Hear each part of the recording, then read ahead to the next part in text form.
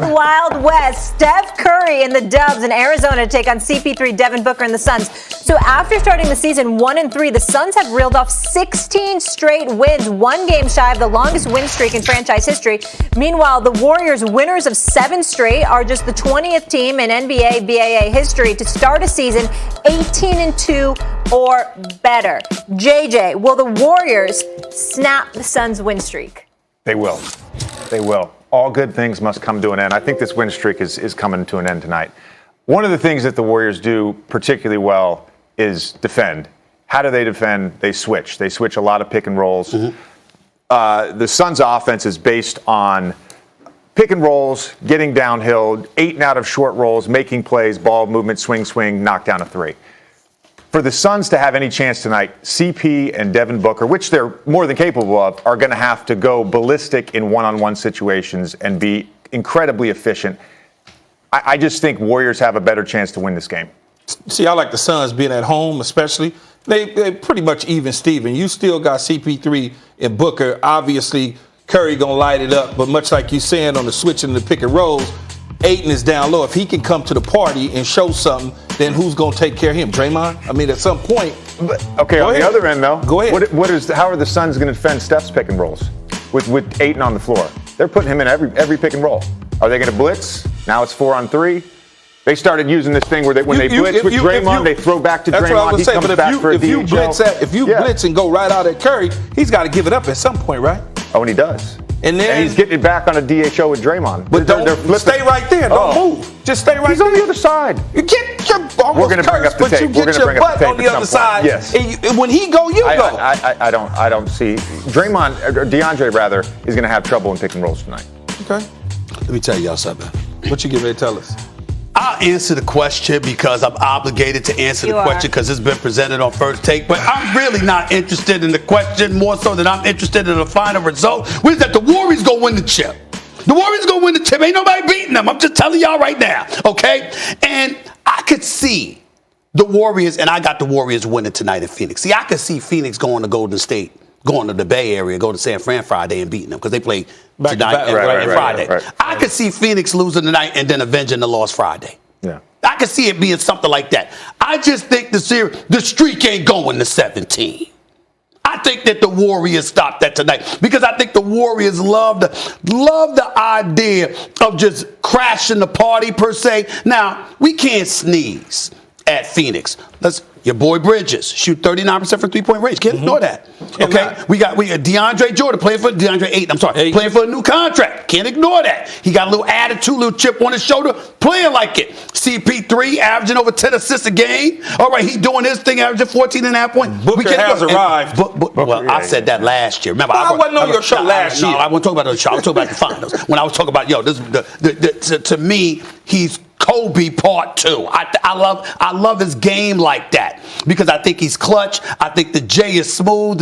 He doesn't panic. If he's on, he's on. He's off, he's off. But he's not fazed by anybody else. They're not doing that to him. Yeah. He does it to himself. I just think his game, his offensive game is just smooth. His composure, I just love his style. Booker is special. But nobody is Steph Curry. Nobody.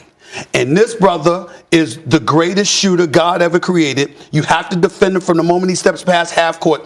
And I got to give a lot of love to Steve Kerr and his staff. Now, I'm a Mark Jackson guy. I've always wished that Mark Jackson was still to finish what he started because he built the foundation there. But let's give credit where credit is due. I mean, damn it, all Steve Kerr did was take them to the championship, the NBA Finals in the first 5 years he coached them. Won 3 chips along the way. Should have been 4 as far as I'm concerned, J.J. Redick, if not for that stimulus package. But that's neither here nor there because Kyrie and Kevin Love did get hurt the first go-round. But in the end, here's what it comes down to. Their movement without the basketball, their selflessness, their sharing of the basketball, and just what they do instinctually. It's just everything is there from a pure basketball perspective. Even though they all know Steph Curry is the man and they defer to him, they also do what they do. We're out of time. I'm just good with it. We'll react to this game, obviously, tomorrow. We're going to have much more in the second hour. JJ will be back with us more on this and more hoops. And it is Tuesday, which means Seaport brought to you by Chase. To the NBA we go. The Lakers have not lived up to expectations of late. Obviously, they've been without their best player in LeBron James for 11 games, dealing with that ab injury. And though he has played in 5 of the last 6, he looked a bit hobbled late in the game versus Detroit on Sunday, but is confident that he'll play tonight against Sacramento. The Purple and Gold are currently 11-11, 7th in the Western Conference. The Lakers had the second best odds to win the championship at the start of the season. This is certainly not what Laker Nation expected of the big three of LeBron, Anthony Davis, and Russell Westbrook. LeBron, what level of challenge is this season? I mean, it ranks right at the top of any other challenge I've had in my career, which actually brings out the best of me, and I love that. You know, I love trying to, figure out, how we can be better, get through the mud or get through adversity and, just make it sweeter on the back end. So, I feel like, we haven't even scratched the surface on what team we can be. And we're going to continue to get better and better as we continue to learn each other more and more, continue to work into our system offensively and defensively. JJ Redick in the building. Good to see you, sir. Good to see you. Stephen A., is this season LeBron's biggest challenge? I don't view it that way. I think that he's had incredible challenges throughout his career. I would still say to you that the greatest challenge of his career was when they beat Oklahoma City for the title that year, because it was fresh off of them losing in the finals to the Dallas Mavericks and the pressure that mounted on his shoulders. I'm telling you, as a person that covers the sport, it was nothing like it. I mean, we were all sitting there looking, and it was like, oh, you better get it done now. This is it right here. Legacy, everything. Even though he had a career, obviously, that was still, had more than a decade of, almost a decade of wheels left on it and all of this other stuff. The fact that they had assembled and the fact that he had said not 1, not 2, not 3, not 4, 5, 6, 7, and then they lost to the Dallas Mavericks, Dirk Nowitzki, who they were favored to beat. And in the same breath, it was Dirk Nowitzki, but there were times in the fourth quarter where Jason Terry was guarding you, and you did not abuse that man, even though I love the Jet. You did not abuse that man. It's LeBron James we're talking about. The heat that was on him, I'll never forget this, Key, JJ, following year, they down 3-2, and they got to go to Boston. Boston's got him up, got him down 3-2. Paul Pierce, KG, and the crew looking to close the deal, and we all descended on Boston. It was like, yo, this is it. This is it right here. You get bounced out from this. Ain't no coming back from this. And that brother dropped 45 and 15. When they show that photo of him looking like he a man possessed, for crying out, he was just in a different zone. It's because he knew at that moment in time, in my opinion, just covering sports, there comes a moment for a lot, not all, but for a lot of athletes, where winning will propel you to new heights, losing will sink you. You just ain't coming back from it. And that's what it looked like for LeBron at that particular moment. And I've always viewed that as his toughest challenge, because to me, it was like if he didn't overcome that, I don't think he might have ever learned to become a champion.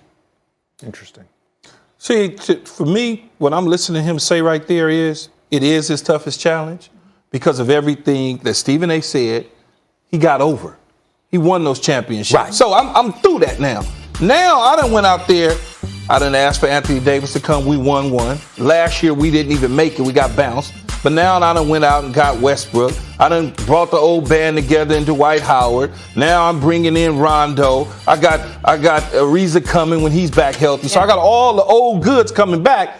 But I also recognize and I realize that we are not where we want to be. And it's going to be hard to get there. It's going to be challenging to get there. And everybody was doubting me based on last year coming into this season. Even though I assembled all these pieces and put things together, that's the part people that's hard are starting for me. to There's so doubt many him. stars on that team to say this is the most challenging, and you've got AD and But Russ you got on your it's squad. challenging, but it's challenging challenging because you got to put it together. You got to put it together, and it's not together yet. That's what he's talking about. JJ, where are you? The greatest challenge of LeBron James' career was bringing a championship to Cleveland. He had 5 opportunities to do that. That 07 team was completely overmatched. They were a little bit early. They didn't have the talent. All right. You look at 2014, he plays the Warriors, or 2015 rather, he plays the Warriors. Kyrie hurts himself. 16, they're down 3-1. That's the greatest challenge. LeBron has said it himself. He said it himself. It's the best championship. He thinks it's the best championship in history. That's arguable. But to him, that is his greatest challenge. And if you look at all the teams that he brought to the finals with Cleveland, other than 15 and 16, those teams were overmatched. This team right now with the Lakers has 2 future Hall of Famers on the team. This is not the greatest challenge of his career. But why would he say it? He didn't say it. Don't put words in his mouth. But I'm just reading what he said. It's right up there with That ain't the greatest challenge. But we It's ain't right up teamed there that way.